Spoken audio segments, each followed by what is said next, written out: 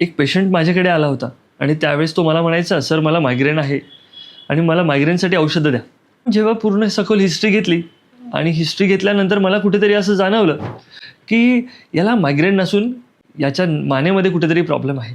कारण तो नेहमी मला सांगायचा की माझी मानेपासनं शिर दुखते आणि ती डोक्याला येऊन थांबते. सोबत मला मळमळही होते, उलट्याही होतात आणि डोकं खूप दुखतं. जेव्हा त्याची पूर्ण हिस्ट्रीनंतर आम्हाला समजलं की त्याची मान कुठेतरी स्टिफ आहे, मानेमध्ये कुठेतरी गॅप आहे. हे समजल्यानंतर आम्ही त्याचा उपचार सुरू केला. त्याला समजून सांगितलं, तुझं जे डोकं दुखतंय हे कुठेतरी मानेमुळे आहे.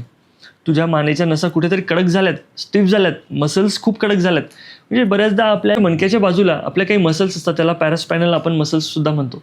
तर त्या मसल्सवर सूज आल्यामुळे त्या नसांवर कुठेतरी दाब पडतो आणि तुमच्या सर्क्युलेशनमध्ये कुठे अडथळा येऊन पूर्णपणे मायग्रेनसारखे त्रास तुम्हाला जाणवतात.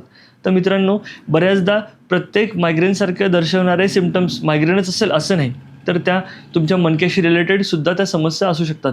तुम्हाला सर्वायकल स्पॉन्डिलायसिससुद्धा असू शकतो. तर नक्कीच वेळेस निदान करा आणि लवकर बरे व्हा.